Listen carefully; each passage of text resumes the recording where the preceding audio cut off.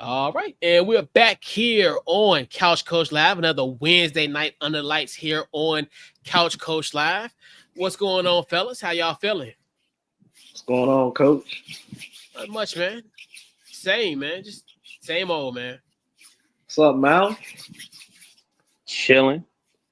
Shoot, I heard a few people that might need a job called Maui. Yeah. Yeah. Yes. It's been a crazy few days, and as we start today, definitely got football is in the air. The Los Angeles Chargers veterans have reported a training camp. We are 15 days away from the Chargers versus ex's Detroit Lions. Um, July 31st in Canton, Ohio for the Hall of Fame game. 50 days until kickoff where we had the Dallas Cowboys heading to Philly for that week one matchup on Thursday, September the 4th. We're here, man. Wow. Yeah. Football is essentially back. And y'all go back, Saturday, the vets report Saturday. So, hey, and then pretty much just about everybody in the league, veterans come report either on Tuesday the 22nd or the 23rd. So yeah, it's here. So it's full speed ahead to here to February 8th at Super Bowl 60 in Santa Clara. So got a great show lined up for you tonight. We'll talk about the shakeup at Fox, including Joy Taylor being out. We'll talk about the New York Football Jets. They pretty much secured essentially their future core as they re-signed Sauce Gardner and Garrett Wilson to long-term deals. We'll discuss that. And we'll do a follow-up to a story that we did last week when we talked about Teddy Bridgewater. There's a new development in the Teddy Bridgewater saga at Miami Northwestern. We'll talk about that. Then also we'll talk about our reaction to the top 10 quarterback list from Jeremy Fowler's article. We'll discuss that. And then we'll do a little reflection as Saturday is the 11th anniversary of the creation or the first episode of Couch Coach Live. So we want to kind of dig in the crates and talk about our favorite years between the inception of Couch Coach Live on 2014 to present day. So we'll kind of look back on some sports years tonight as well. And then we'll wrap it up with our game ball. So what we're going to do, we'll be right back here on Couch Coach Live, and we're going to kick that intro, and we'll be right back.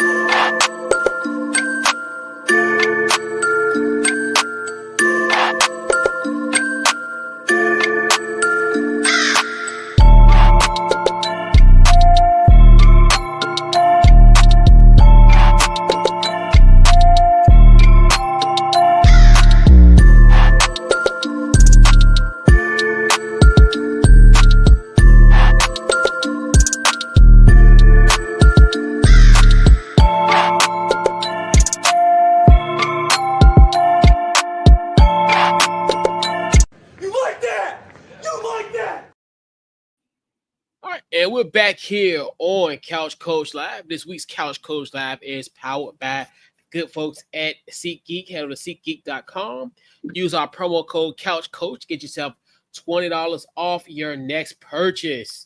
So we had a little a shakeup at Fox Sports. We'll talk about that right now, where basically we will discuss that with the article from Andrew Marchand of The Athletic. So we'll talk about it momentarily now. So Joy Taylor is out at Fox Sports as a part of a series of moves that will also see the network's cable arm FS1 cancel Speak. The show Taylor co-hosts, as well as two morning program sources briefed on the decisions, told The Athletic. 3 shows struggled to find a huge audience prompting the cancellations, according to sources briefed on the decision. Taylor 38 has been in headlines over the past year as FS1 has been embroiled in harassment allegations against its former top programming executive, Charlie Dixon. In one of the two lawsuits, Noshin Faraji, a makeup artist, accused Dixon of sexual battery, and the suit alleged that Taylor said Faraji said to get over it. Taylor denied the allegations. Dixon has been out of the network since late April. We talked about as far as the shows. So Colin Cowherd's The Herd, and also First Thing First will remain in their time slots at Fox Sports 1. And pretty much essentially the two shows that were canceled was Breakfast Ball. That was the first show of the day where it had Craig Carton, Mark Schlereth, and Danny Parkins.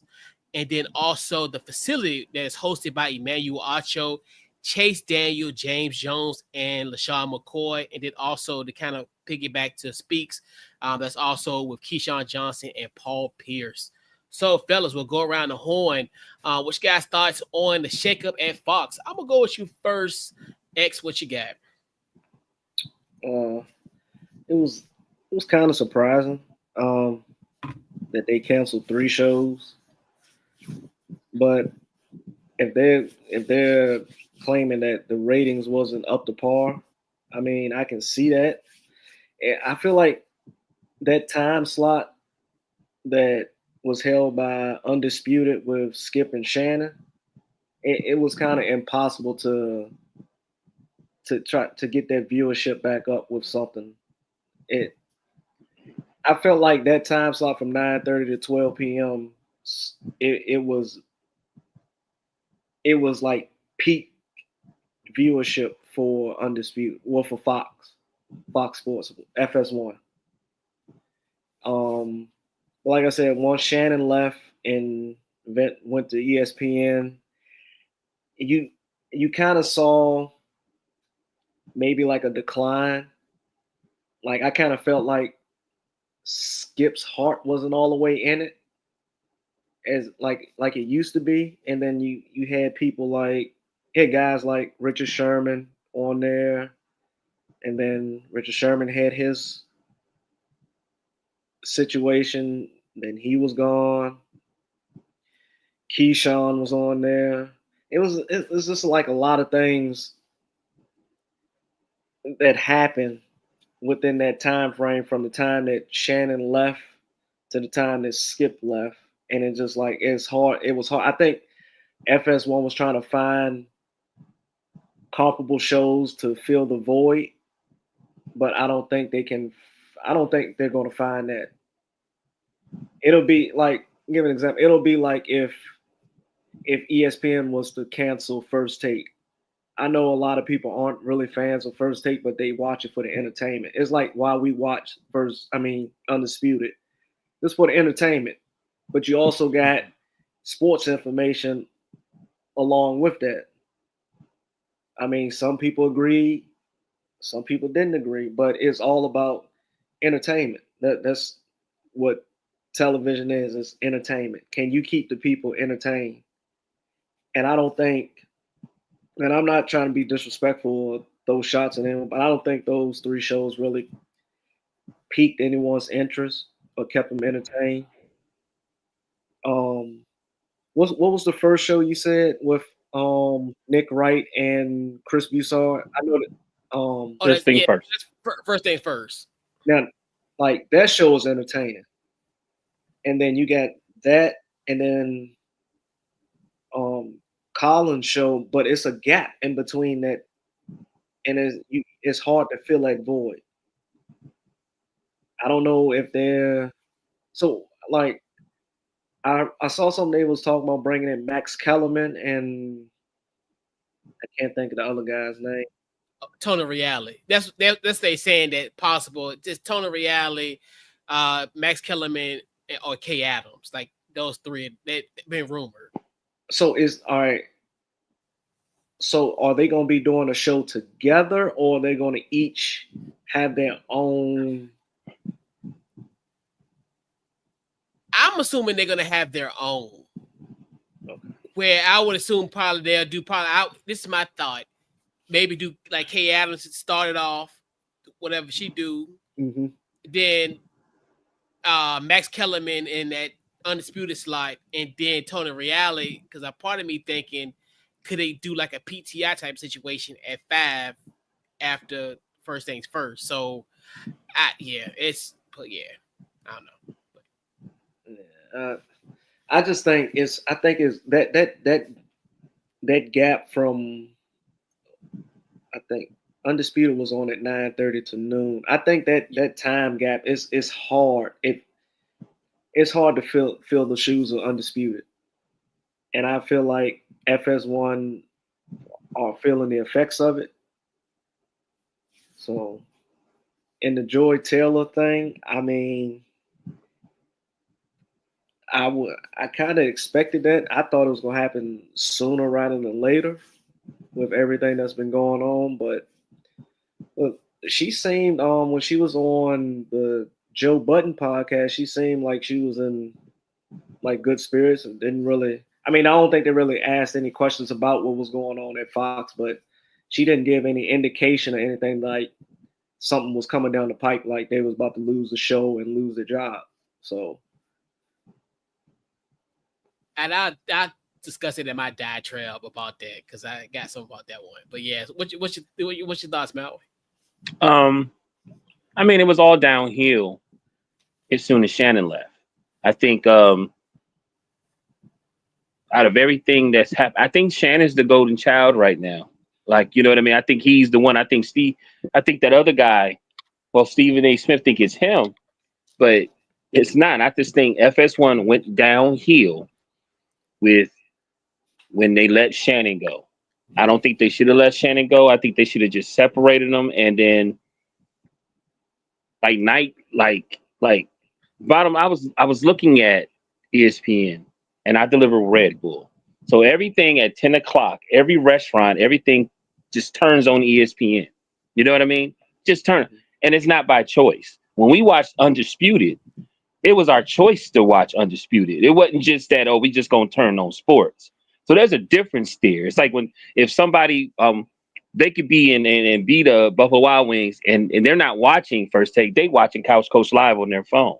That's their choice. You know what I mean? So there's something different there. And I believe when we were watching Undisputed, we had a choice. Did we want to watch First Take or did we want to watch Undisputed? And a lot of people were watching Undisputed with Shannon. And it wasn't because of Skip. It was because of Shannon. You know what I mean? Yeah, see, they played well off each other. Right. So, but what I'm saying is we had a choice. If you go to a lot of these places, you think that ESPN is number one. It's not by choice. It's just that all these bars and restaurants and everybody that goes there around 10 o'clock when they open up, they don't put on God and Light and General Hospital and all those things. The Price is Right. You know what I mean? That comes on all around that time. They don't put that on. They put ESPN. It might be a Fox spot, but it'd be over there in the corner. You know what I mean? And I think once Shannon left, because they've been changing things. First thing first, I liked it when Chris Carter was on there. That's when I think it was at its best. And Chris Carter's gone. The young lady's gone. It's Nick Wright and whoever else. Which, of course, is going to be one of the best shows because it just seems different than the rest of them.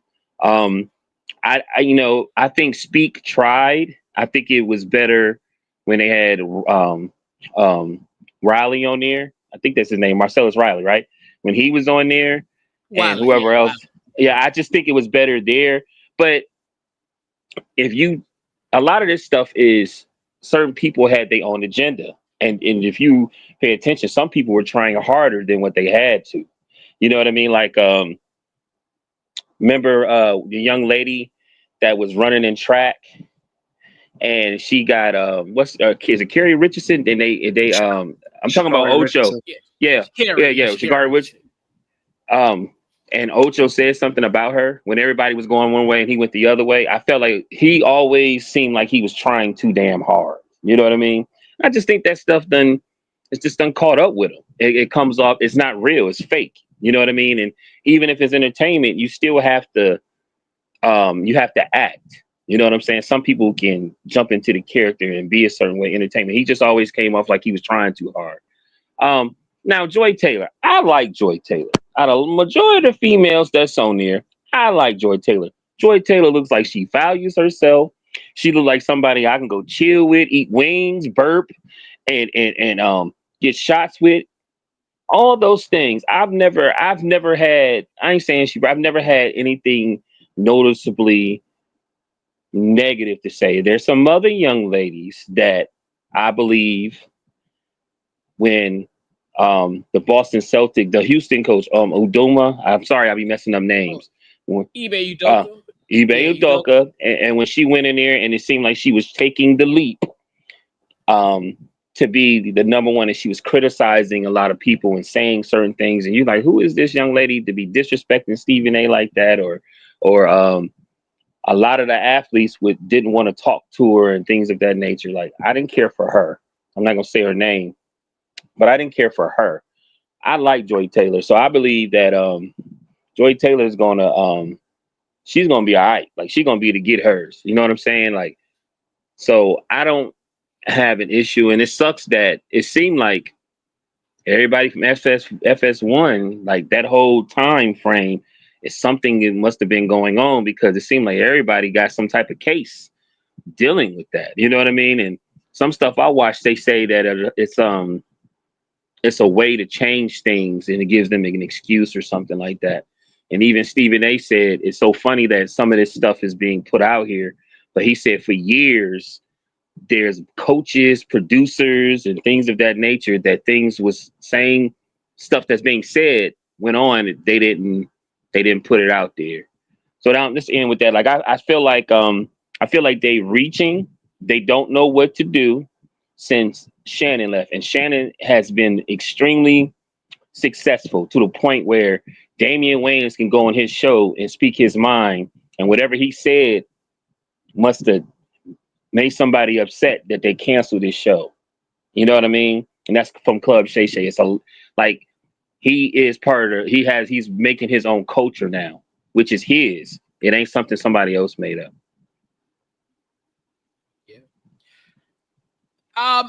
This whole shakeup at Fox, I honestly, I am not surprised. I kind of figured this was going to happen for a few things. I mean, I'll be real with you, because obviously you kind of break it down to, like, let's start from 2023.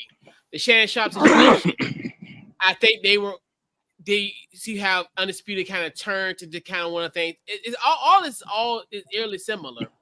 They didn't have a plan once Shannon left. That was a problem. And you see how, like, they kind of shuffled and was like, okay, well, we're gonna have Lil Wayne on Fridays. We're gonna have, like, all these people come together. So that was it was quick, fast, in a hurry. So, they didn't really get that. Then when Skip left last August, and now I don't know if we talked about it here, but I'm gonna look and see if I did a TikTok video. And when they announced those 3 shows, the Breakfast Ball, what was Speak for Yourself, they turned it to Speak.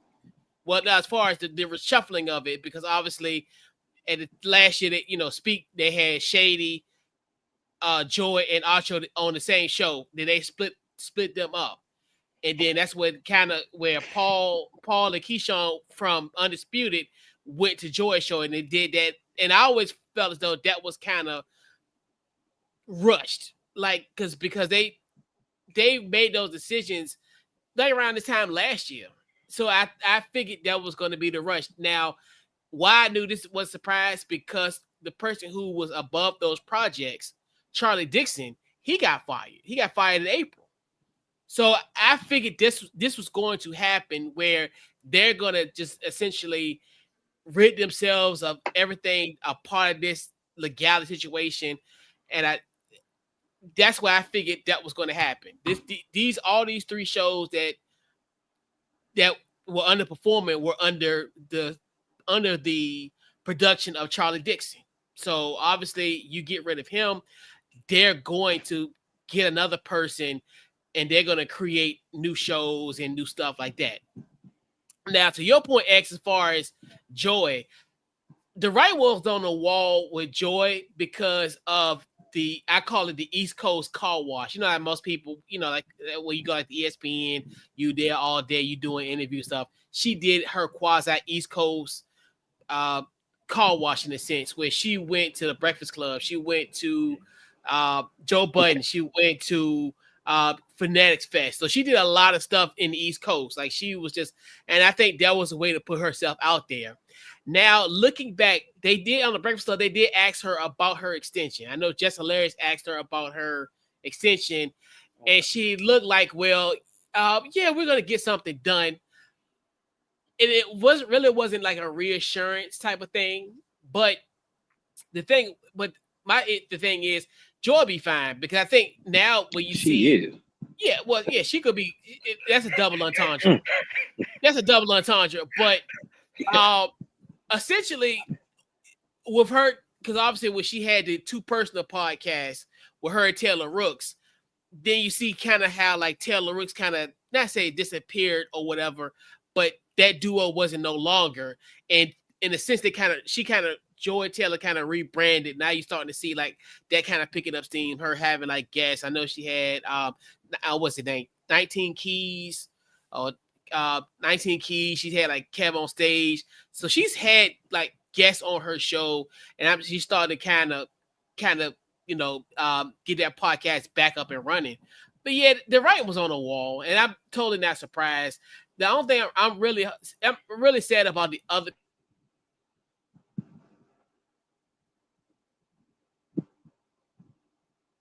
two that lost their job as well, and that's tough, and that's just one of the things where that's the unfortunate part of it. I know we talk about the talent, but there are people behind the scenes that help the talent that don't have a job. So that's one thing I also want to make a mention of as well. But yes, curious how the fall lineup will be, and the thing about the situation at hand, because I kind of liked the facility. The only thing that tuned me out about the facility is once football season's over. I thought about that last year, where it's like after February, who you gonna have? I know they had like Rachel Nichols from time to time and what have you, and then even with Speak, they had like Rick Bucher from time to time, like as far as like, because they really don't have no NBA guys or / girls on a consistent basis. So I think they really prepped it for football. And you look at it even like with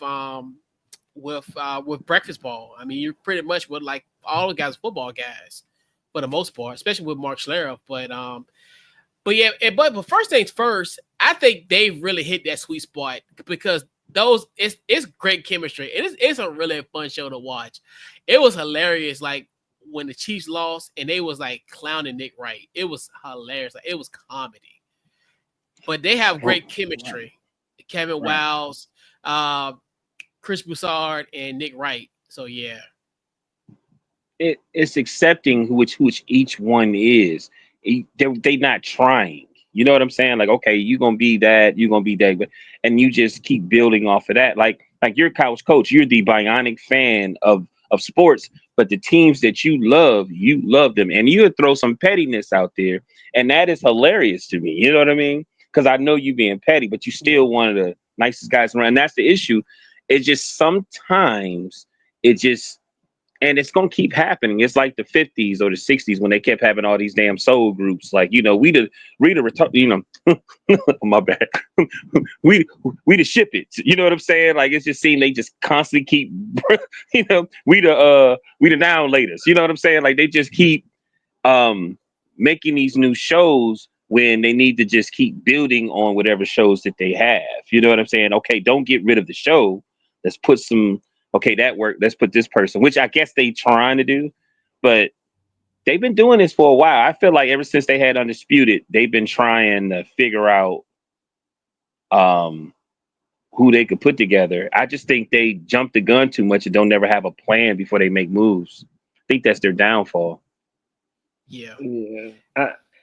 I was thinking, like, why don't they just have, like, instead of looking for one show to fill that time gap, why don't you just go with 2 or 3 different shows, one designated like for NFL football, and then you have one designated for college you have one designated for college football, NFL football. Then you have another one designed for men's and women's college basketball, and the NBA because they run concurrent.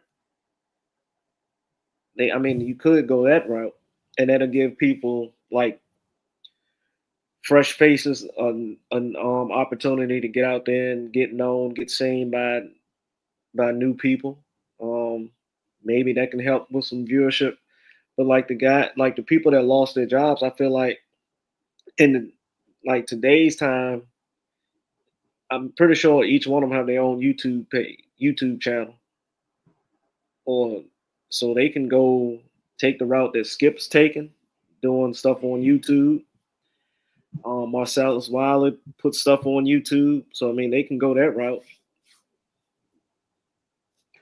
Question: what's really like on ESPN? What is really helping ESPN right now? What show is really helping ESPN right now? First Take and Pat McAfee. They're the only two shows that exist. Pat is really. I think it's really Pat. It's Pat. It's Pat. It's Pat. They talk. I heard something. They talking about getting rid of First Take. I'm sorry. Well, yeah, but and that's the thing with First Take is you think about it, it's almost like they're number one for a reason because they really don't have nobody against them. It's almost like when you're a candidate and you don't have nobody like an incumbent. It's just you going against your own self. Right. They still generate it. So I mean, like you look at compare from Fox Sports to ESPN, like even when Skip and Shannon was around, First Take numbers was still up there. They were still surpassing. But like to your point, Malway, as far as ESPN is everywhere. Like that's why Pat McAfee came because he's like, well, you can see my show when you're going to the airport or you going anywhere, everywhere as ESPN. So that's another kind of reason why their numbers up because, like you said, it's always on, regardless if you're looking at it. But that counts because it's on. So yeah. Like to be honest, you can not just in bars and restaurants, you'll see ESPN on in the waiting room at the dentist's office, in a hospital waiting room. It's right. That's his car dealerships. Like you'll see it any and everywhere. Yeah. The public is served. Yeah. And like you were saying, Coach, people may not be even watching TV. It's just the fact that it's on that station at that time. It credits them for having a viewership. Right. So, but when I talk to guys now, they're not saying I want to watch First Take. They're saying I want to listen or watch Pat McAfee. Yeah. You understand what I'm saying? So like he is, and that's why you start to see Stephen A pull back because I'm telling you, and these are guys younger than me. These are, you know what I'm saying? I'm listening to them. They were like, man, when I'm at work, I'm listening to Pat McAfee. I'm blah, blah, blah, blah, blah. You see what I'm saying? They not even worry about. So like, even though Pat went on there, ESPN said, man, we need to get that. And we need to let him be who he is. We're tying down to help him out so he won't get himself in no trouble. But I just feel that maybe somebody from Fox need to take the same mindset and say, maybe we need to get some pod or something just like they did or some show like that.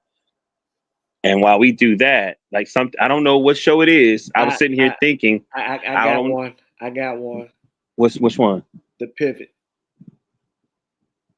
Yeah.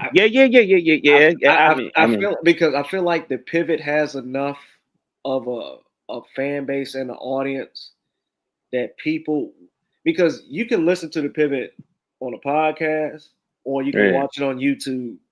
Right. But why not see if you can come to an agreement, strike a deal, and have them come on FS1.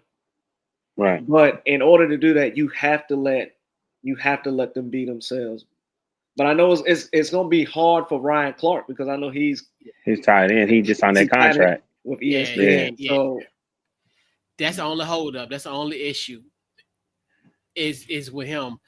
But I say that if I know we talked about the three names far as, but I think if they could get Kay Adams, I think that would be perfect. I don't necessarily, because I think she could start your morning off potentially. Okay. Or be at that First Take slide. that 9:30 to 12 slot, I think she would be perfect for Fox Sports because she, obviously she talks to NFL players, NBA players, so she can carry on the show year long. Yeah. I think Tony Reali will work if you have a situation where he could have almost like a PTI type of that. Around the horn, Lord, Around the horn type of at 5 o'clock.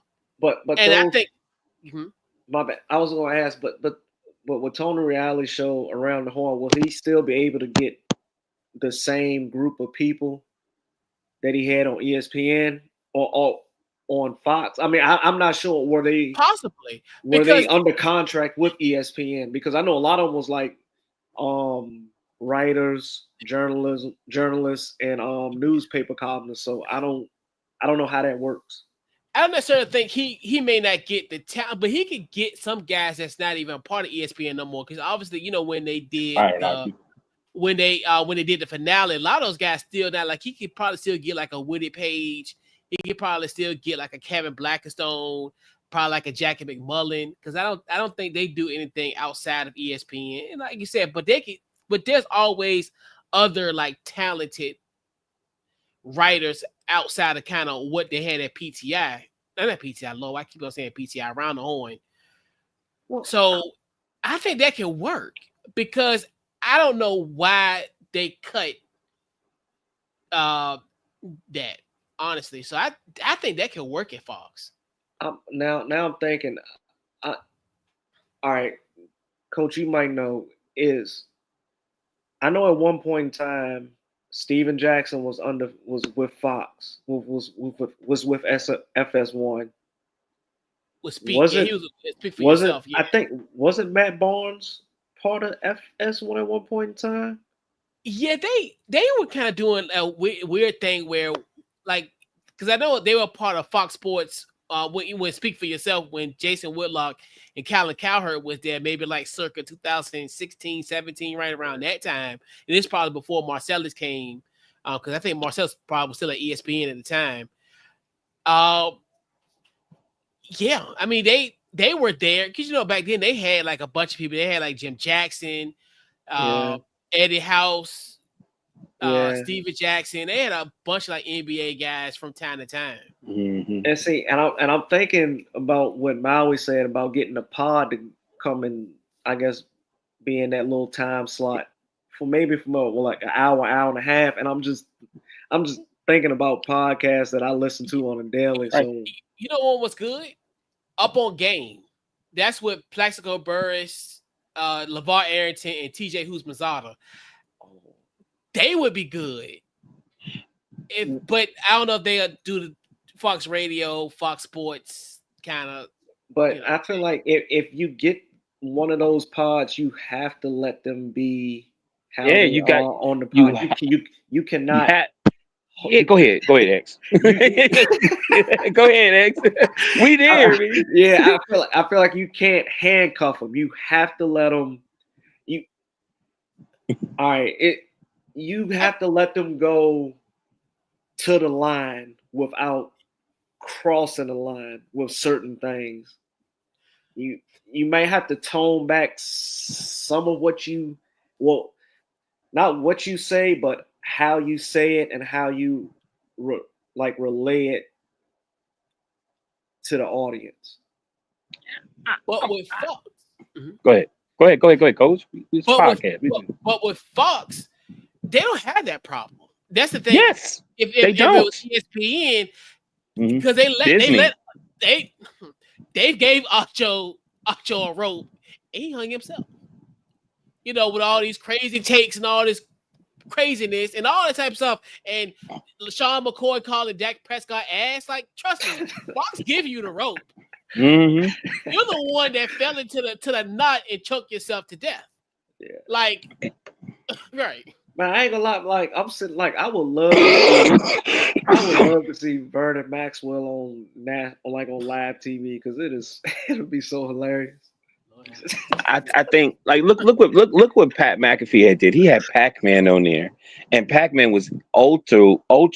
You talk about a guy who, during his NFL career, he was always, always in the negative. You know what I mean? Awesome football player, but he was always in the negative. He going Pat Man. I was like, that Pat Man, that is Pat Man. You know what I'm saying? Like he over there being professional. He played every. It's what I like about Pat's show. It seemed like each one of the guys he talked to it's almost like a TMZ, like TMZ. You ever see the guy be standing there and he hosting and he asks specific people subjects and they say it's the same, really the format. So I'm just saying you need to, and Fox does this. They've always done this.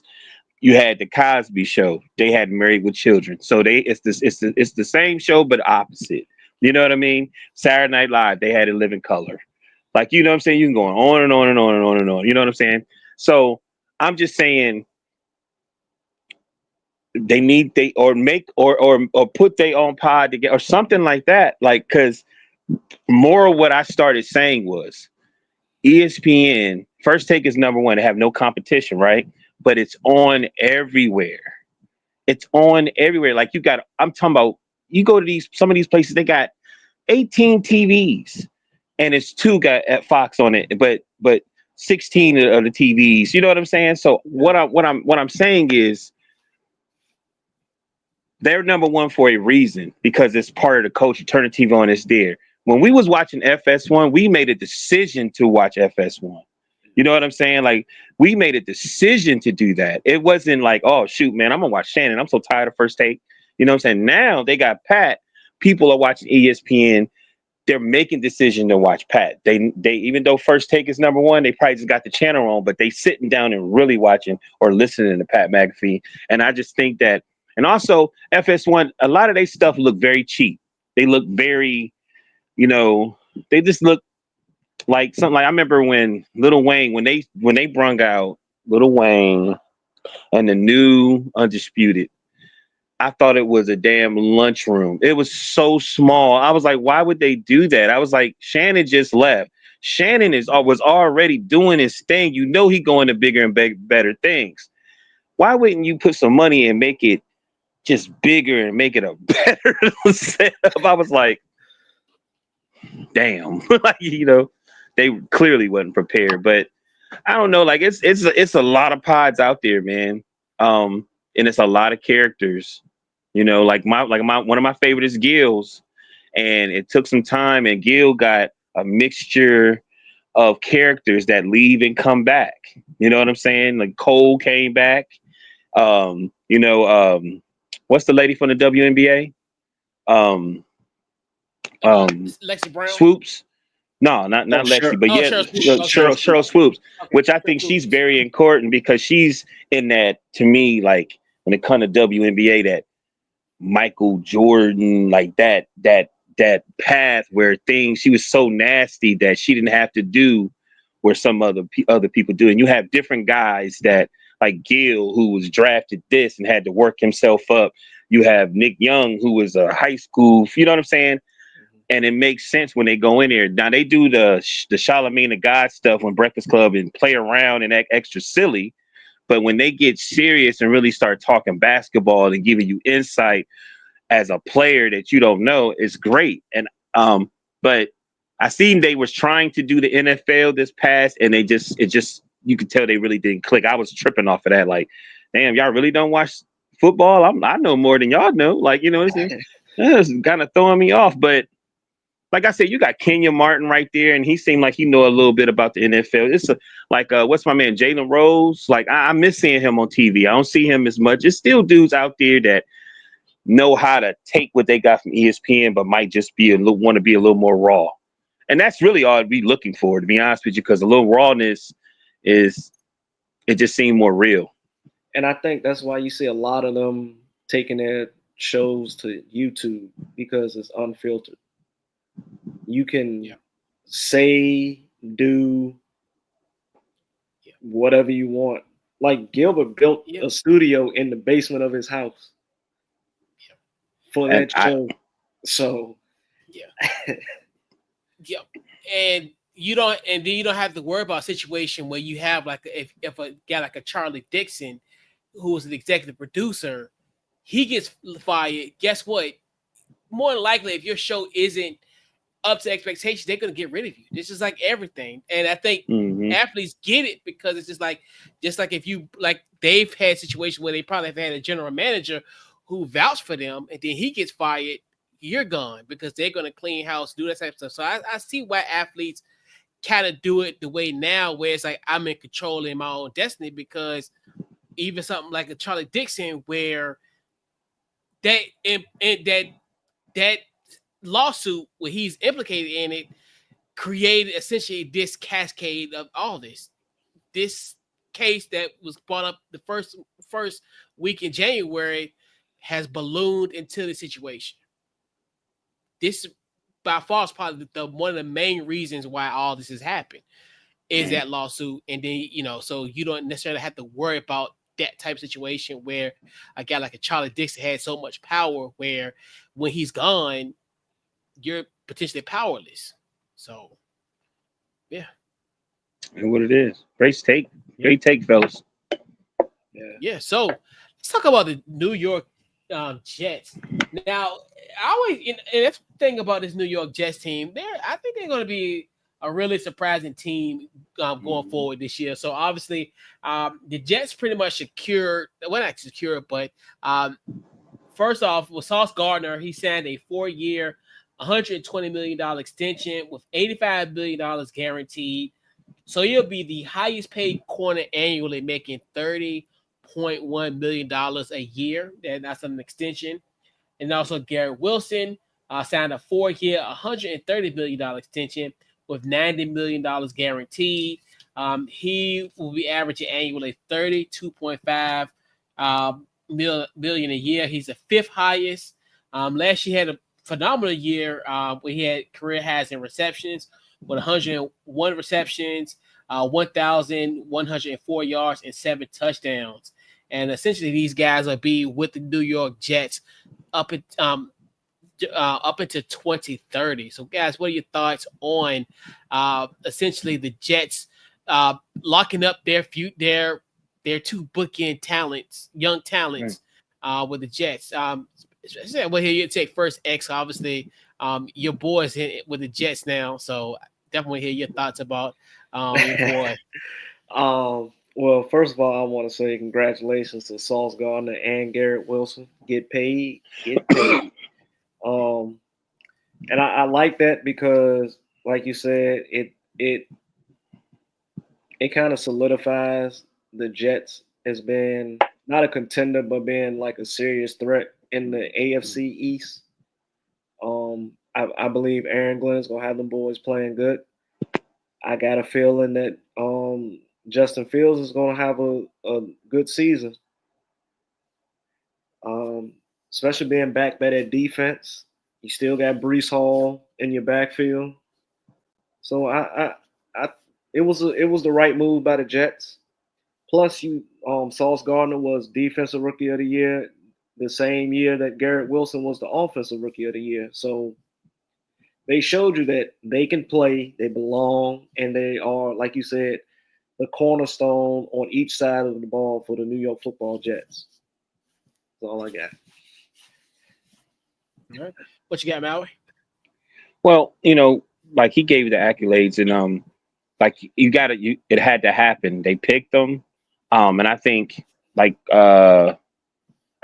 with all the drama that happened, they've been there 3 years and they got through it. You know what I mean? And they still was successful through all that drama, those quarterback issues, coaches being fired, all that stuff. They were still able to, get 1,000 yards, be defensive and rookie of the year. Garrett Wilson was in the top 5 of receivers with 80 plus receptions and over 1,000 yards each season. And he had Wilson as a quarterback for 2 years. He's in the likes, I think the youngest, what it was, of Randy Moss, Odell Beckham, AJ Green, and Michael Thompson. He in those top 5. So that's great. Like I'm just happy that they didn't let them go. They stuck with them and they paid them the money that they deserve. You know what I mean? And that's really it, man. Like they got a new coach. If I'm not mistaken, they new coach. Did he play with the Jets before? You got Yeah. drafted by the Jets, right? Yeah. Right. So Was he I've drafted all by the in '94? I think he got Yeah, drafted by the Jets. yeah. He got drafted He by the did. Jets in Yeah. '94. Yeah. I always feel when you, especially football, when you have trying to change a franchise around to be successful, that's one of the first things is that you want somebody, if not somebody, a coach or somebody that's been there before, and say, man, we have to. This is culture thing, like, you know what I'm saying. They start speaking that team's language and what it means in history. You know how football, football is, man. Yeah, you start talking about history and this and that to get everybody on the same page to be successful, because it's hard to be playing for a team that's like a New York team. You know what I mean? So I think that's a plus. But man, congratulations to them, man. Like, what, Garrett, I think, what is it? 90 million guaranteed or something like that. Like, Yep. you know what I mean? Ooh. Let me see if I'm kin to him. Hold up. No, that ain't my cousin. That ain't my cousin. You know what I mean? That's what's up, though, man. It's a lot of money. Yeah, I definitely salute the Jets for this move. Obviously, like we talked about, just locking up the bookend, your lockdown corner, and then also your franchise wide receiver and Garrett Wilson. Like you said, if I'm a Jets fan, I'm ecstatic because at least I have these two guys in the fold for up into the 2030 season. So I got these guys for the next 5 years plus. So the fact, obviously, now with the situation at hand with the new head coach Aaron Glenn, as we talked about it, ex-ODC, and now coupled with now bringing in like Justin Fields, who actually had played with Garrett Wilson at Ohio State. So the sky's a limit for this Jets team, and that's one thing too, where you just look at just the excitement of it, and you actually got two guys that actually want to be here. And I think that's the thing where if you looked at the past with the Jets, where you've had guys who have been first round picks and have not kind of made it to this level as far as getting an extension. I mean, I think guys like a Jamal Adams, who obviously had a great year, they end up going like to the where did he end up going to Seattle? And all the time I think about all those like kind of picks they've had to pass, and you actually got guys that want to be here. So I think this is great. Well, essentially your two best players want to be here, and they want to be here for the long term. It's nothing but up for the Jets. So I'm a Jets fan. Has that been much to celebrate as of late? But the fact that, hey, my two best players want to be here, and we are extending them for the next 5 years or so. Ecstatic, definitely. The sky's the limit for them potentially. So we gotta talk about craziness that's gonna happen. So first, so last week, if you listened to our show last week, we talked about Teddy Bridgewater as far as the Facebook post where he stated that as far as the expenses that he pretty much takes on for his team, Miami Northwestern. We talked about as far as the $14,000 that was spent on the camp last season. Also, the $700 in expenses for Uber rides, $1,300 a week for athletic recovery, and $2,200 for pregame meals for the team. And we also talked about that he led his alum to a 12-2 record.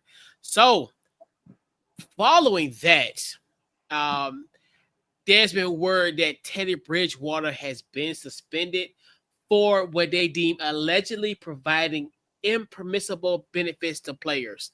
So this is a statement from Teddy Bridgewater, and I quote: "The suspension came from MNW, which is Miami Northwestern, and it is impossible to suspend someone who doesn't work for you. So if I'm suspended from Miami Northwestern, I'm free to go to another school of my choice, but I'm not going anywhere. And if it comes down to it, I will volunteer from the bleachers like I used to in 2018 and 2019 when no one had a problem." And also to kind of piggyback to that point, Teddy Bridgewater pretty much was a volunteer. In certain circles, they call that like a because I guess he's that, like, as far as that, I wouldn't say that qualified, but as far as he doesn't have like the credentials in a sense to become a coach. Like, I forgot what they call him. I don't say like I forgot, like, now I think somebody used the term like a red shirt coach, where essentially he doesn't have, like, I guess, the credentials per se to actually be a coach. I guess as far as I'm not sure, but I know they were saying that's the reason why he's essentially a volunteer coach. I digress. So pretty much just one of those where I think he might need some type of certification or whatever to become the coach, which we'll kind of discuss that during this diatribe. So I'm gonna go with you first, X. What are your thoughts on this suspension for Teddy Bridgewater? Your QB too. I think it's ridiculous. He did not deserve to be suspended. I'm pretty sure he's not the only coach that's ever done this for his players. I don't understand. Like, they trying to say he's unqualified, but he was a volunteer coach that led them to the state title. What else does he need to do? Like, I don't understand what they're trying to prove or what. He's coaching at a school with a bunch of inner city teams, so you know it's gonna be money is gonna be tight in their household. So he's just helping out the best way he can. He's what he's doing. He's relieving stress off of those kids' parents and providing them meals, transportation to and from practice to make it home. He's also helping them to have their bodies recover from all the hits and stuff in practice that they're taking. So I don't see anything wrong that Teddy Bridgewater was doing. I mean, it worked. Like I said, it helped his team win the state title. I don't feel like just because he has the means and funds to do it, he should be punished for that. And if that's the case, why don't the school just pull some money together, start a fund or something to help with it? Then maybe he doesn't have to come out of his pocket with his own money. And instead of suspending him, you should applaud him. Like, what are we doing here? I thought it was for the kids. So that's why I don't understand. And I hate to say this, but if I'm Teddy Bridgewater,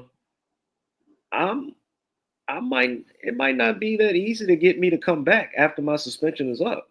Like, I already seen how you treated me. So I might just chuck the deuces to y'all for real. I mean, I hate it for the kids, but like what they're putting him through is unnecessary. And to me, it's unheard of. So I just don't get it. And it's a bad look on the school because the next coach after Teddy Bridgewater, he's gonna look at this and be like, maybe this ain't the job for me. So I think they're doing themselves a disservice. So I don't get it. All right. Now, your thoughts, Malway? I mean, that's the whole setup. Like, listen to what he said. He said he's not under contract. So what I heard today, they was like, it's two sides. Teddy is right, but at the same time, the school don't want to get sued. And then they said in that area is not like it used to be. There's a lot of gentrification and things that happening. So a lot of those kids are actually living farther than what they used to. Heard that also. But then remember what we were saying. Remember, Coach, you said they need to get a such and such, right? So supposedly, allegedly, there's some issues with that, and they're not getting along. So by him going public was a chess move, because what they really wanted, like, yeah, you could do that, but they wanted, remember this, they were upset because he asked for money in donations. They wanted him to use his own bread. You see what I'm saying? So now, by him putting that out there, and I'm telling you, man, I believe this is some of the issues in every sports, ain't not just high school or college. It's the coach, and it's these political people that's supposed to be doing this, bumping heads. You know what I'm saying? Either one or the other is probably working harder than the other. You know what I'm saying? And not just doing their job. But that's what I got today.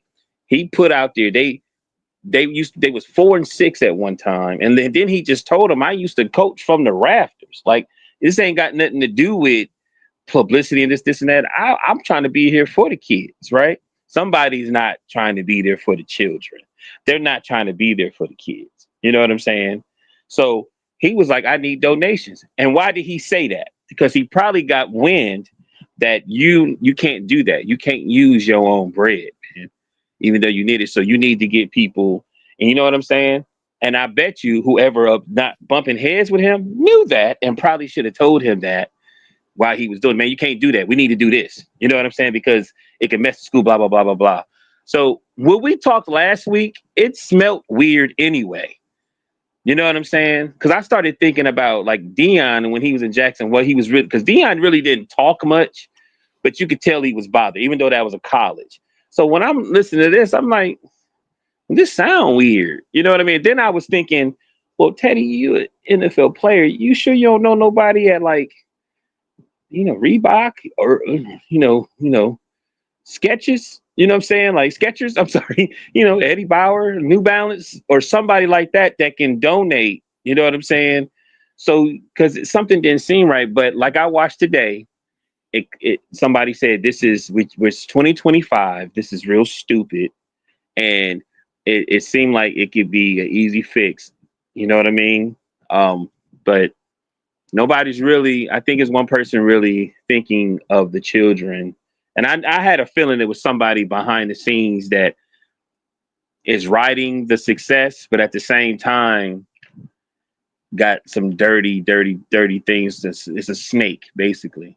That's all I got. Man, actually, praises to Teddy, because I don't even think he don't even care. He like, man, I just be in the Raptors to still help these kids because I believe in the program. So shout out to him.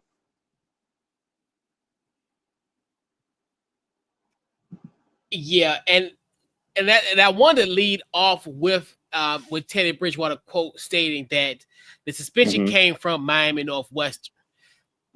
So basically, this isn't a school board situation. So the school is imposing this on him. And like I said, we did discover that him and the athletic director aren't on the same page and eye to eye, and that's a huge problem, especially considering the fact of that situation. To me, I think it's dumb to suspend him, because they call these like impermissible benefits. But like we talked about it, like I talked about it last week, these aren't like situations that are like extracurricular type of expenses. These are expenses that are needed to run a football team. And that's where I don't understand the issue behind this, where it's just like, I can understand if he's paying money for a stadium, or he paying for something that's not necessarily need. Like, these are expenses for needs, not wants. Like, the kids got to get fed, they got to get there. The kids need to have some form of transportation. It may not necessarily be in the sense of having $700 a week for Uber ride, but it's going to cost some money to take these kids back and forth from, regardless of what school you're at. So that's another thing. And then the recovery situation is the same thing, where it's just like you these are expenses that you're going to have to incur. So that's my biggest issue with all of this. And if I'm Teddy, I'm like, and this is where I hate to say this out loud. This is why people don't reach back and help people, because situations like this, and Teddy's doing this genuinely out of his heart. He's a volunteer head coach. Like, he's giving up his time and his money. So just imagine, and I talked about this on a video a few days ago. Well, football coaches, they live at that facility. Like, they aren't these aren't just like 9 to 5 hours. Teddy Bridgewater is putting in from sun up to sundown type of hours, day in, day out. And that just, we're on the field practicing. No, he's doing all these different things. So the fact that this is kind of a self-imposed, well, school-imposed type of situation, it's not right. And if I'm him, like, we talked about it kind of tongue-in-cheek, jokingly, like, he can cross that Florida-Georgia line and get paid. And that's why it's get to a point where, but this just kind of shows you like the shift of public schools versus private schools, because I guarantee you he would not have this problem if he was at IMG Academy. He wouldn't have this problem. All this stuff would have been nipped in the bud. And now you're seeing how, and we've always been talking about this situation where the gap between private and public schools have widened now. It's got to a point where, it's like night and day. And if I'm like, Teddy Bridgewater, it sucks for him. And like I said, I see why these people don't go back into their neighborhoods and reach back because of stuff like this. Because why am I wasting my time, my energy, and my money to win a state championship, and then the next year you're going to suspend me? Like, he got his championship. Yeah, but still, but that's what I'm saying. But I'm saying you could have suspended me when I paid that first week of $700 of Uber rides, or when you could have fired me in October after I had spent almost $10,000 for the first 4-5 weeks of the season feeding these kids. You should have suspended me when I put up $14,000 of my own money before the season started for me to provide them a camp where they had the for lodging and to feed these kids 3 meals a day. Now you want to suspend me? I'm like, no. And like you said, and that's where the whole situation, because obviously this really came back from that Facebook, because now it's almost like this that itemized. He pretty much gave them essentially an itemized receipt in a sense on that Facebook post. But it's just one of those things where it's like, this shouldn't even have been a problem in the first place. They should have nipped that in the bud. And like you said, only because he exposed it. That's the only real reason, because they would have kept him doing that. They wouldn't have had a problem. But now when he says something, it's a problem. It's cool when they do it, but when I do it, it's a problem. And that's why, like, man, Teddy Bridgewater, you better go to IMG Academy. I guarantee they got a quarterback coach position or something, or JV position or something. I'd be done with Miami Northwestern. I would be so done with this. Yeah, because nobody's fighting for me. It's like I'm putting all this money and y'all not even fighting for me. Man, I'm out. Ain't no way. I wonder if that's even why he's doing that, where he knew there's some weird stuff going on and nobody really care about the kids. Because I think they say even administrators like a chief or something like that. Allegedly, from what I was hearing, I heard he was like, So, and you got to understand, regardless of what people think, he's an administrator. So he already probably got probably a hater and a little intimidated because this dude is a quarterback for the NFL. He got dreadlocks. He a multi-millionaire. So it's probably, and that's what happens when you say you don't see eye to eye, when you clearly can see Teddy's heart is in the right place. So why aren't y'all seeing eye to eye? Because there's probably something wrong with him, that he's insecure with himself, that he has a problem with this guy. He probably has, what I'm saying? Nothing to do with where supposedly he gets suspended. He probably really don't want him there. Like I said, he got his championship. Oh, that's cool. Ha, ha, ha, ha.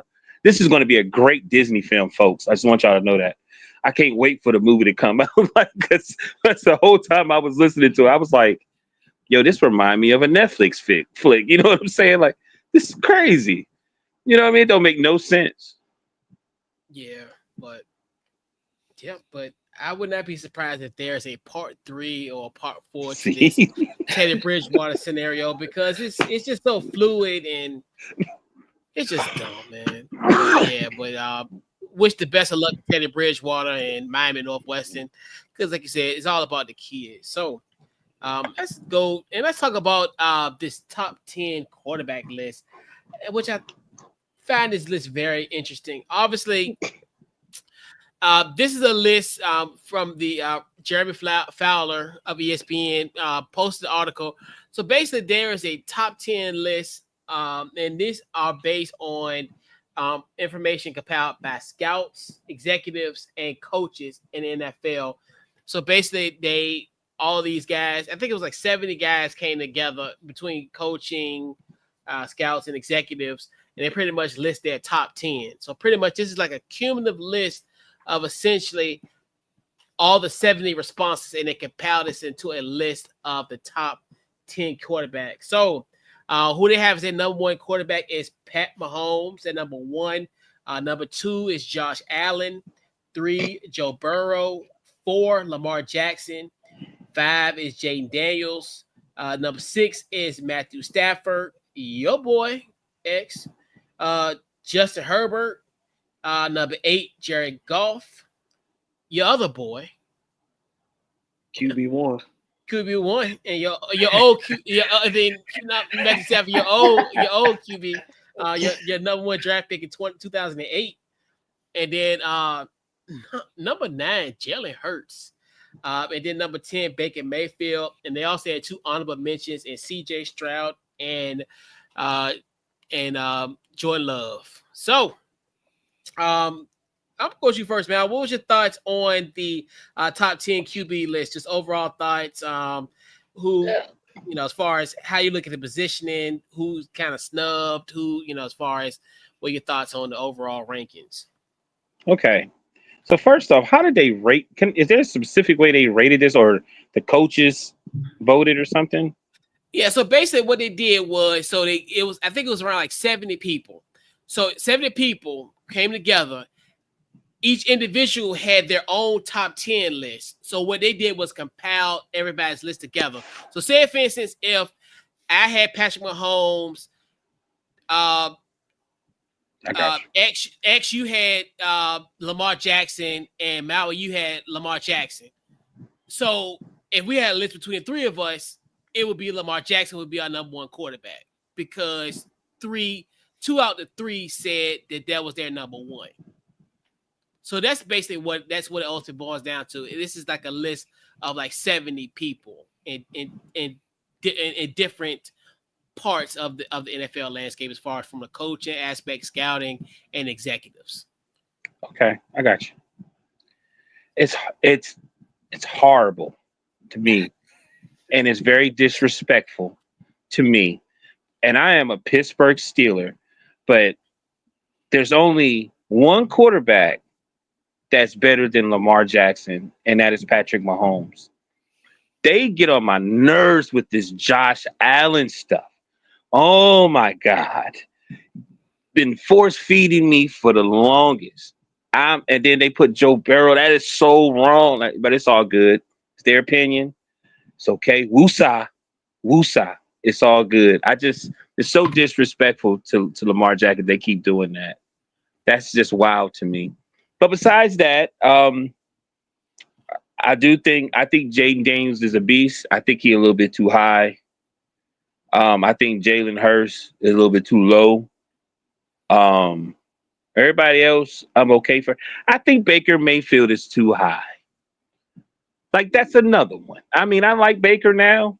I'm happy that he found a home, but it just seemed like they still force feeding. They want him to be, there so bad. You know what I mean? Give me a break. And he's still Baker Mayfield on the low.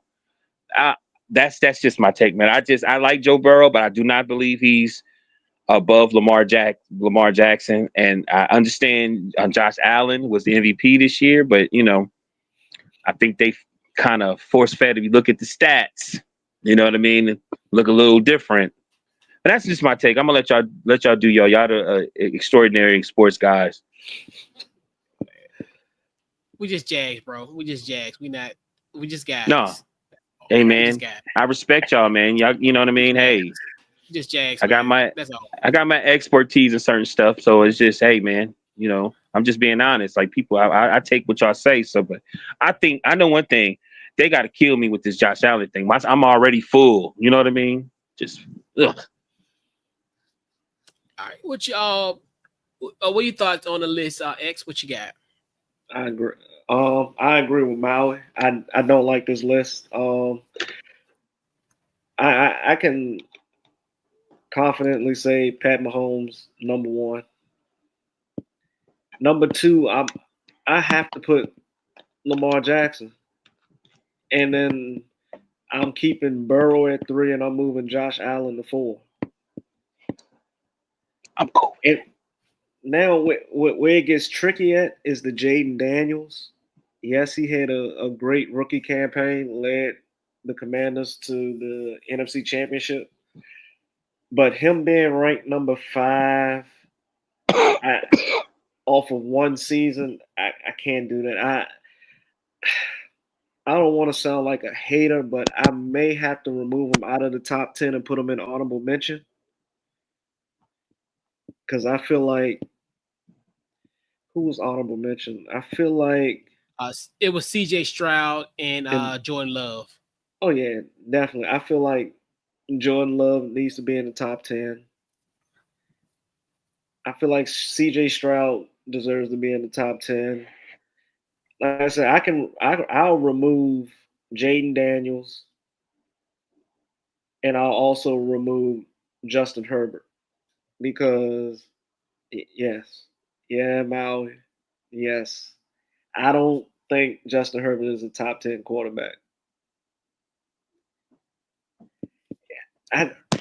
In my opinion, I'm not saying this because I'm a Lions fan and because he's my QB1, but I don't think Justin Herbert is better than Jared Goff.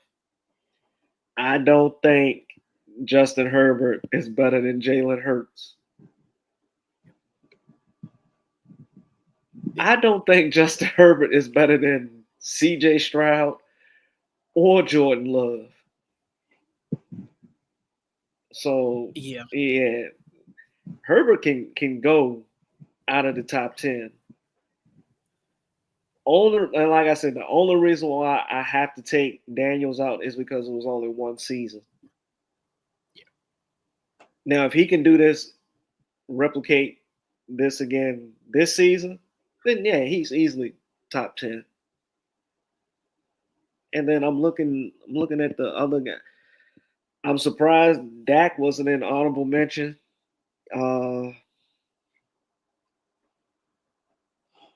And well, yeah, that's about it. That's in there. Like I said, I'm surprised Dak wasn't in the honorable mention, but yeah. Yeah, so I created my own like top 5 list, which is on CouchCoachLive social media. On I think we have it on the Twitter page and also on Instagram. So my number 1 is Lamar Jackson, and the only reason what I had, because I looked at kind of the season that he had this year, and did couple kind of like what happened with Patrick Mahomes a little bit, and I think like I talked about Patrick Mahomes earlier, where Patrick Mahomes is gonna have he had a great year, but when you stack it against like that MVP year, his second year, it was his first full year starting when he had like 50-something touchdowns. You always gonna look at him as kind of having a bad year, or what the young kids say, you fell off. But in his numbers, he's still a great quarterback. So that's why I think that's going to be the issue. So I got them. Joe Burrow. Now, Joe Burrow had a phenomenal season. He almost had 5,000 yards this year. I guarantee you, if they would have lost to the Patriots in week 1, potentially did, and if they would have won against us on Monday Night Football in week 3, and the team would have made the playoffs, I think Joe Burrow would have been the MVP of the league. I think if he would have led that team to the playoffs, because he had 4,900 passing yards, 43 touchdowns, and 9 interceptions. That's phenomenal. Like, that is a phenomenal year. And I think if they would have made the playoffs, he could have been an MVP. Did I look at Josh Allen is number 4? And the whole Jalen Hurts thing is really weird to me. Jalen Hurts is my top 5 quarterback. I understand, yes, he has struggled madly in certain situations, but when it counts, he played phenomenal. He's the Super Bowl MVP. He went against arguably one of the best defense. As a matter of fact, he outplayed Patrick Mahomes twice in the Super Bowl. The one they lost and the one they played this year. And he went against probably arguably one of the most defensive tacticians in Steve Spagnuolo and just balled out. And I understand people say, like, oh, yeah, he didn't have a good game against Green Bay. He didn't have a good game against the Rams or against us in the NFC Championship game, which, in those games are kind of tongue-in-cheek where they necessarily didn't need to have him. And then this whole thing of, oh, well, he's on a stacked roster. Blame Howard Roseman. Don't blame Jalen Hurts.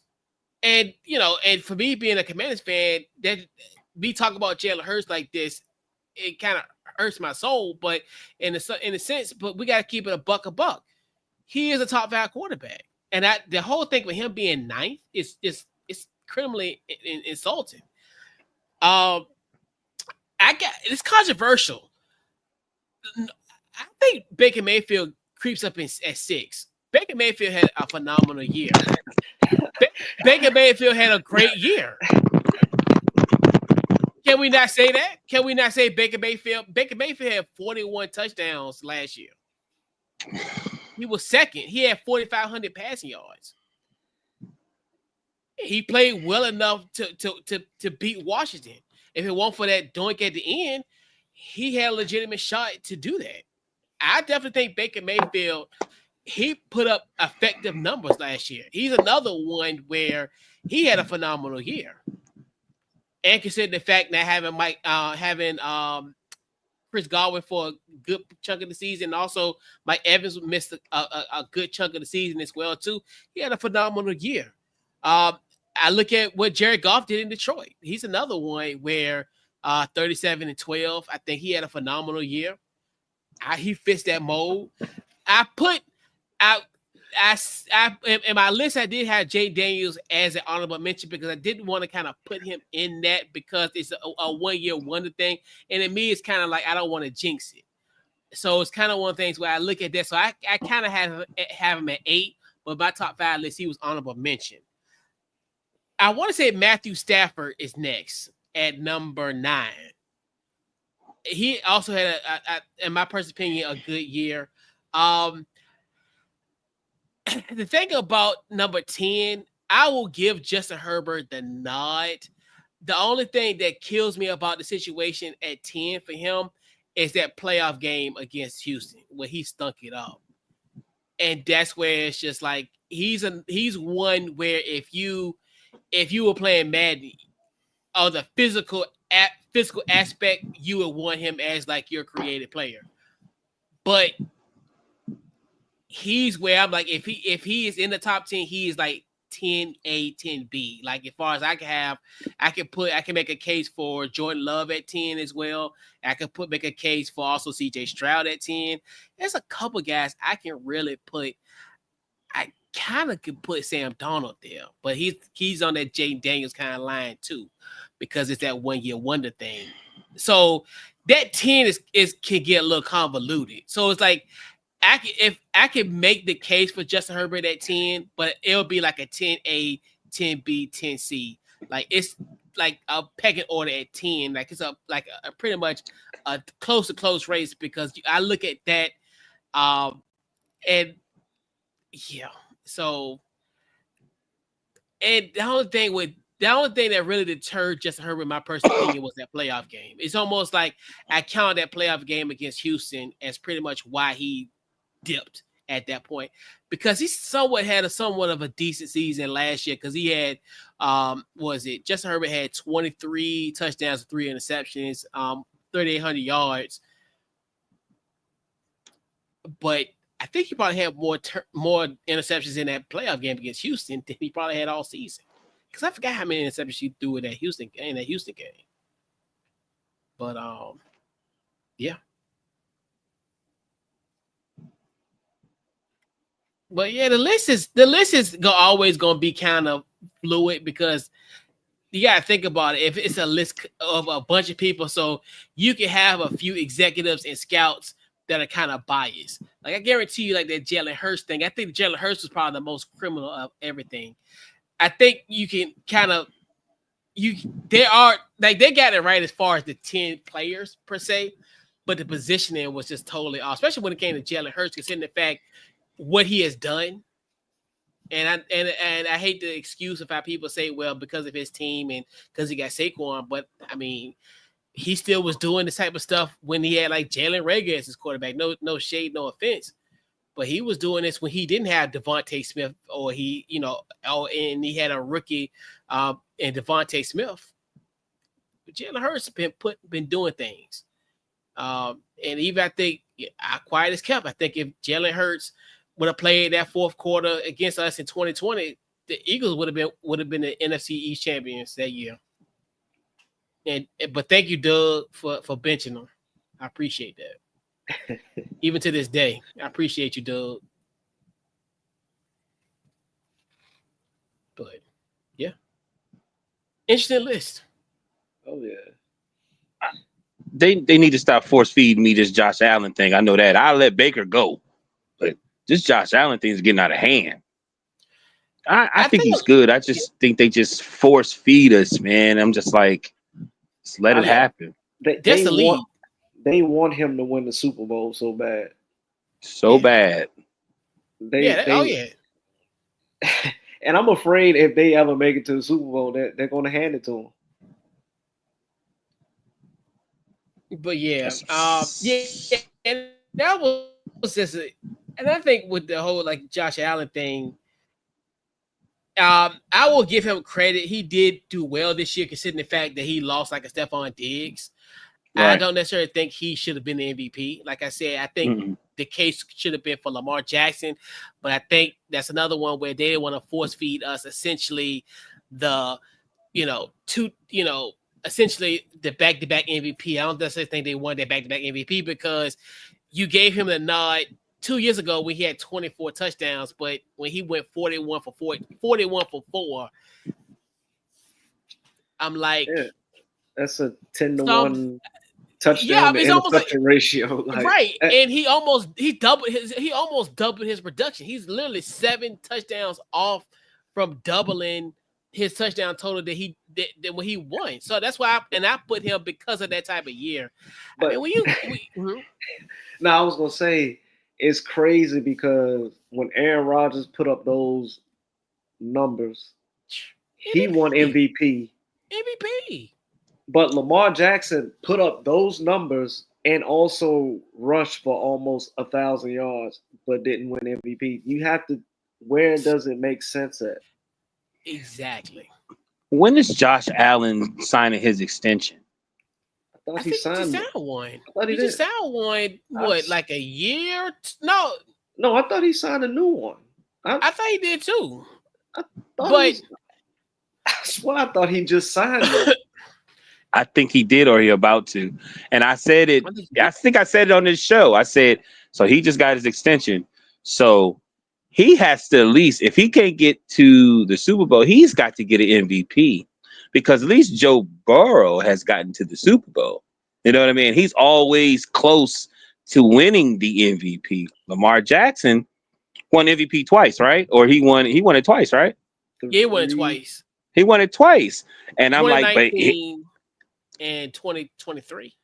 And he's so close. He's always in the mix of getting to the Super Bowl. And Josh Allen just looks like he, and I was like, watch, he gonna mess around. They're gonna give him. And I hate to say that because I know we don't like conspiracies and stuff, but I was like, watch, he gonna win MVP. He got to.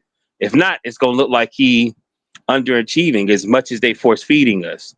You know what I mean? And then you got somebody like Jalen Hurts, been to the Super Bowl twice and then won. And Super Bowl MVP. You know what I'm saying? Yeah, and I think, like I said, it's the whole thing. I think it was the Lamar Jackson. They didn't want to give him that be a two-time, consecutive back-to-back MVPs because, like, and I think that's what it ultimately boiled down to. And I get, like, yes, I get Josh Allen had a great year, but not like a Lamar Jackson type of year where, like you said, if it was Aaron Rodgers, hell, if Sam Darnold had that numbers, and Sam Darnold, he had 35 and 12, and he was considered for MVP as well. So it's like kind of one of those things where it's just like people were talking about it as far as him being as far as being a nomination. But like you said, if it was Aaron Rodgers putting up that numbers, and he's done that, and he's done that before, where it's like, because he's won like what 4 MVPs, four, yeah. So and you know, and that's what it is. And I said, like, and I'm gonna continue this on this hill with Joe Burrow. I think of Joe Burrow, if he wouldn't have lost those 2 early games in the regular season, he would have been the MVP. If at least they would have been, if they would have been the playoffs, I think he would have been MVP. He would have been the MVP. But I'm trying they would to have made the figure out, playoffs. well, like how much better of a season can one player have? Yeah. I just don't. I don't see. I mean, it's not a knock at Lamar, but those type of numbers, you only really see that once in your career. I don't. To throw 4 interceptions in one season is like Hall of Fame status, and especially in the league now where they throw the ball a lot. So I mean, it should have been his second consecutive. He should have been back-to-back MVP. Yeah. I'm gonna go real quick. Josh Allen in March signed a 6-year worth $330 million contract. It's really it's an extension. $250 million guaranteed. Yeah. I'm sitting there like, that's what it was. As his extension was coming up, they was like, I hate to say that because that's why I was like, when we spoke earlier, there's 2 guys. I said, man, look, they're successful. They got to get paid. You know what I mean? If he didn't win MVP, do you think he would have got this much money? Yeah. For real? But that's the market. That's the market that quarterbacks get at this point. So it's like, I mean, he bought. That's the market that's any quarterback's gonna get because whoever's gonna be behind them. Like I don't know. I think who's coming up, maybe like DJ Stroud. He's gonna get paid more than Josh Allen. Okay. Like, so it's always going. That's just the way of doing business. Almost like you see, like what happened was you look at like he's now the highest paid corner annually. You know, so and he superseded what what's the kid from Houston, Daryl Stingley Jr. got earlier. Well, he got signed like in March, and he got more than him. So that's the market. So why did they do that to Lamar? Opinion. I think he would have got the money. Why did they do that to Lamar when he was it was just like they was trying to lowball him, like he didn't deserve.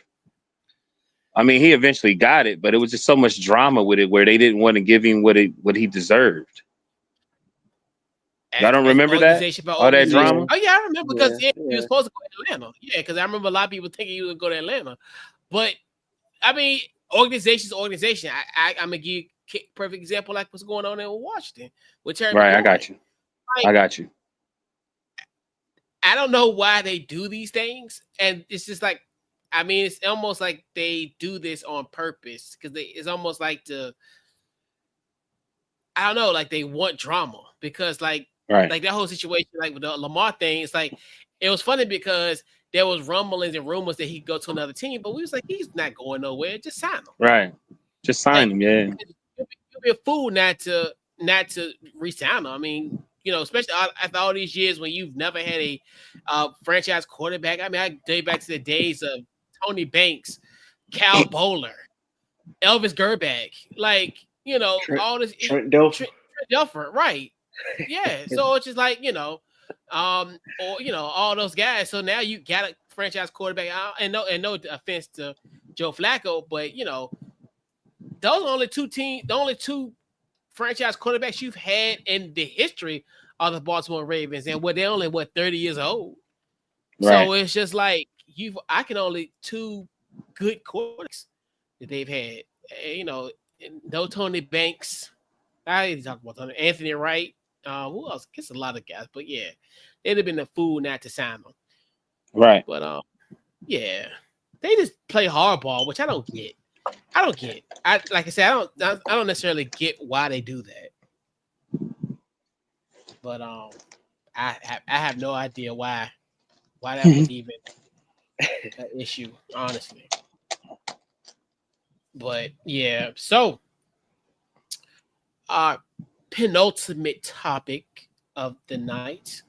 So as we talked about earlier in on the broadcast, Saturday will mark the 11th anniversary of the first ever show of Couch Coach Live that was aired on Saturday, July 19th of 2014 at 10 a.m. Eastern Time on 1011 The Fam.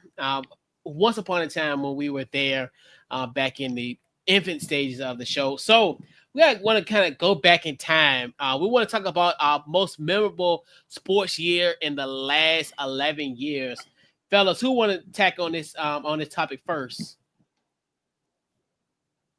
Who want to go first? All right, you go first, X. What was the most memorable sports year in the last 11 years? And we also mentioned that we for the exception of 2020, because obviously we figured 2020 will be everybody's answer, and so yeah. So what's your thoughts, X? 2016. One, you had. I'm gonna start off. You had Steph Curry became the first ever unanimous MVP. He led the Warriors to a 73-9 record. However, they did blow a 3-1 lead in the NBA Finals, the first time that's ever happened in the NBA Finals, to a Cleveland Cavaliers team led by LeBron James, which brought the franchise their first and only NBA championship. What else? You had Kobe Bryant's retirement that season, or that year. He went out, final game of his career, dropped 60. And then in the summer, after the NBA season, Kevin Durant shook up the NBA world by leaving OKC and signing with the Golden State Warriors. Then I also think about, you fast forward to the baseball season where the Chicago Cubs broke through and won the World Series. The first one in their first time since, can't think of the year, but I think it was like over 100 years since they had won the World Series. 108. So they broke that curse. I'm trying to think what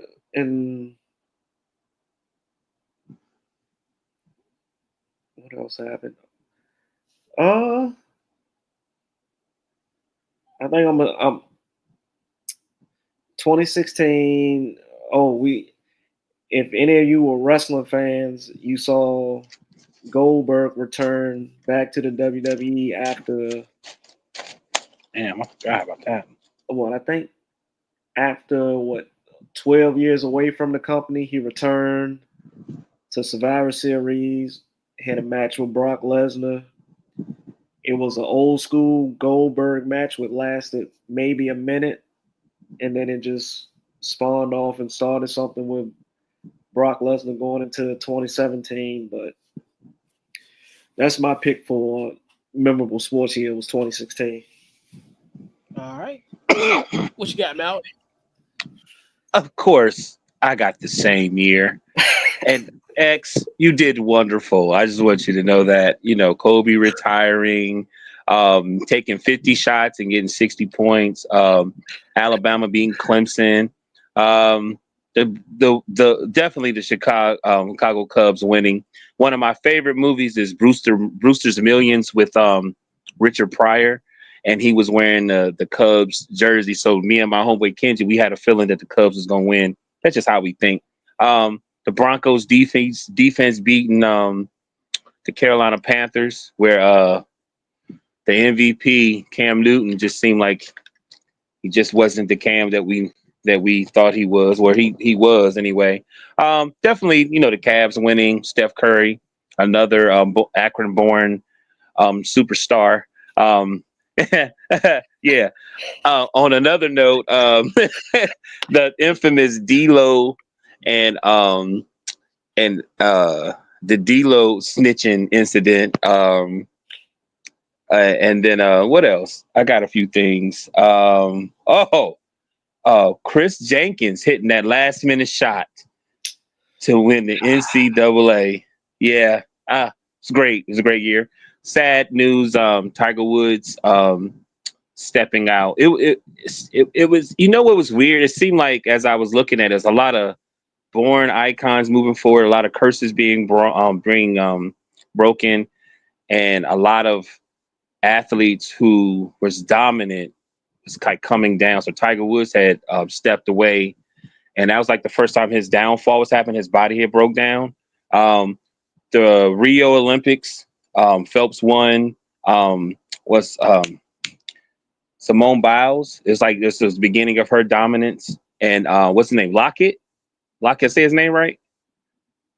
Remember the swimmer that said that he got robbed or something like that? Ryan. Yeah, Ryan Lochte. Yeah, Lochte, yeah. Lochte, And then they forget that there's cameras everywhere, so he got caught lying.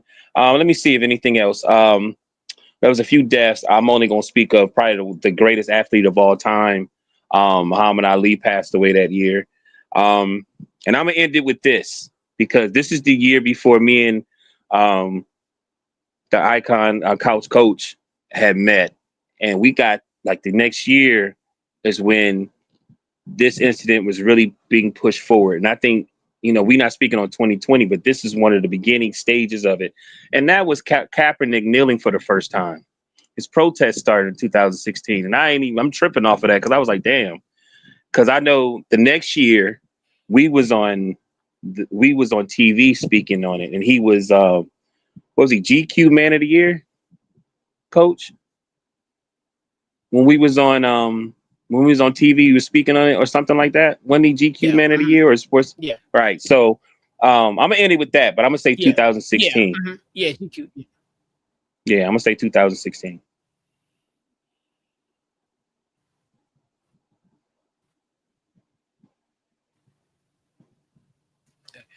Maz is a very 18, I think. Yeah. Okay. Maz got to go 2018. 2018 is in year, and it kind of, I wouldn't necessarily say set the standard for kind of present day. Obviously, the Eagles winning their first ever.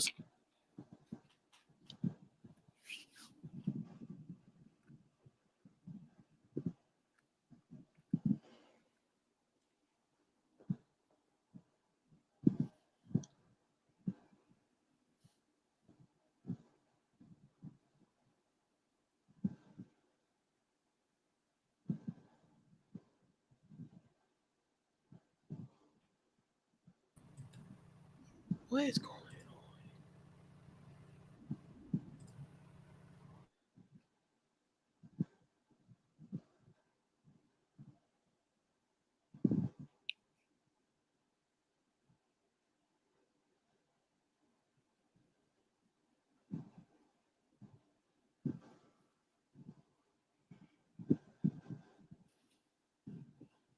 Can you hear me?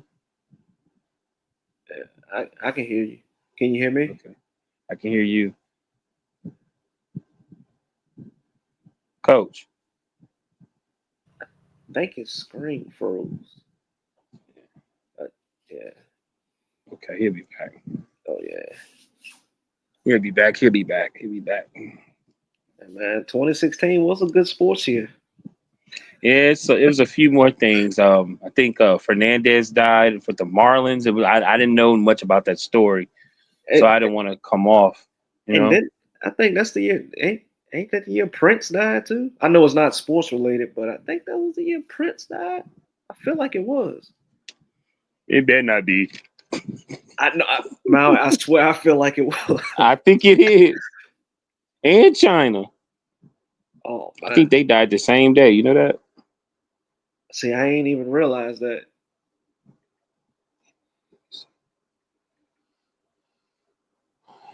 Let me see. Prince. Death. Yep. April 24th, 2016. That was a bad man. That's crazy.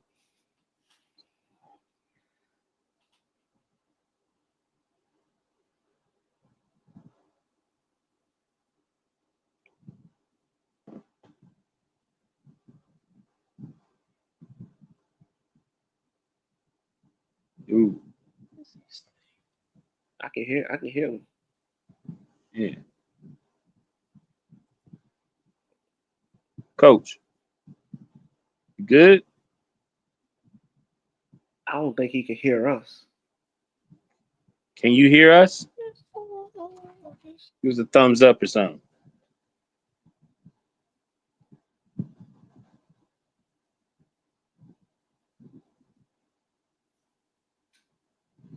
I wonder if we should go in. I wonder if we should go out and come back in. I'm gonna try that.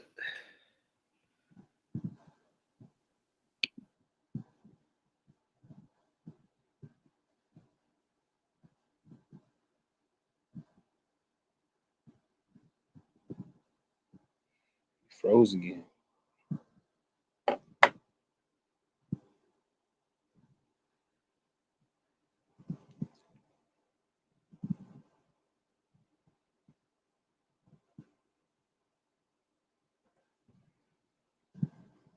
I'm chill. But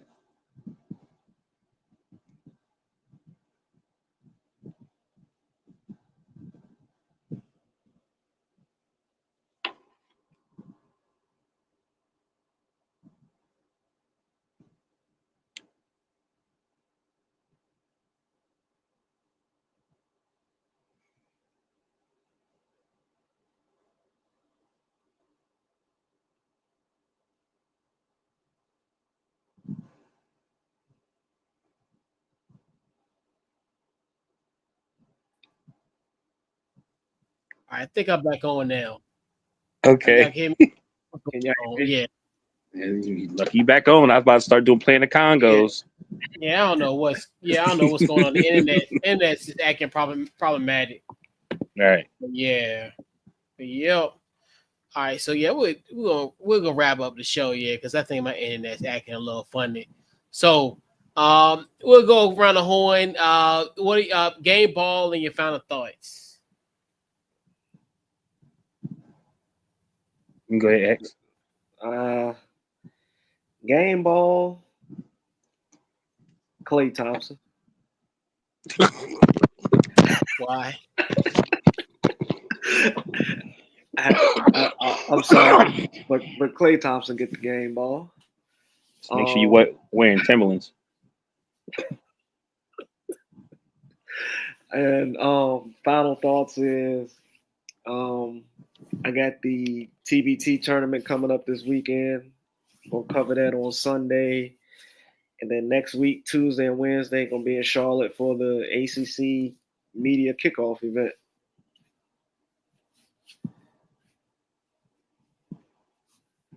Okay. My game ball. Oh, I'm sorry. Go ahead, Coach. now you go. Now you go. Okay.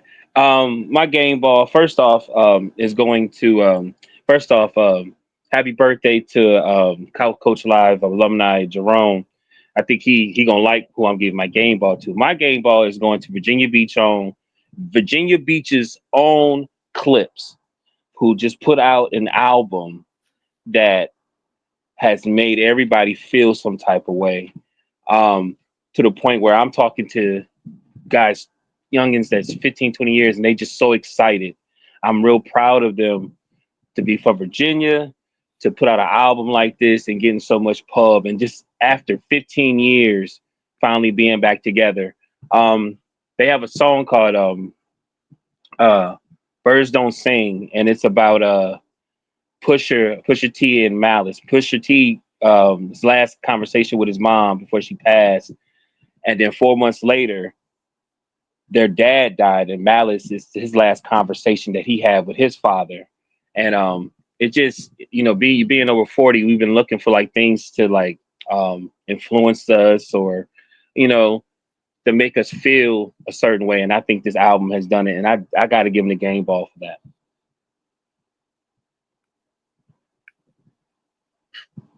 So I gotta give a game ball to the Atlanta Braves organization and Truist Park.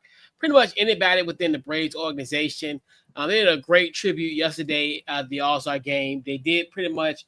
They relived Hank Aaron's 715th home run. That's the record-breaking one to beat Babe Ruth's record. They did a great. It was like an on-field presentation, so they pretty much relived it. Being explained, don't give it justice. I think I said implore people to watch the Hank Aaron tribute on YouTube. Basically, they did the reenactment of it. So when the ball was coming, where Hank Aaron was getting ready to hit it, they had a firework shoot from home plate all the way to the outfield. It is, cool. It was a great moment. I think they did a great job, kind of commemorating that moment. And and I know obviously there's been some detraction. I've seen some discourse online about it, but hey, I know certain things. People say that they left certain parts out, but I think they did it just right. This wasn't a moment to necessarily educate the masses on the significance of it, but more so just the simple fact of us enjoying the moment that transpired, not necessarily the implications behind it, if you want to say quote unquote. But yeah, it was a great moment, especially with Atlanta getting the All-Star game and being able to commemorate the late Hank Aaron. So I thought it was a great tribute. So definitely a huge shout out, give a game ball to the Atlanta Braves organization, Truist Park. Everybody pretty much involved in the Braves organization. Well done tribute for sure. So, and pretty much Facebook, Twitter, Instagram on the Couch Coach Live. And man, we'll catch you guys in 2 weeks. So we'll catch you guys. I want to say we'll start back up on July 29th, but that'd be to be determined. So this wrap up this week's Couch Coach Live, and we will catch you guys on July 29th as we kick off our NFL preview. And we're out. Grinding.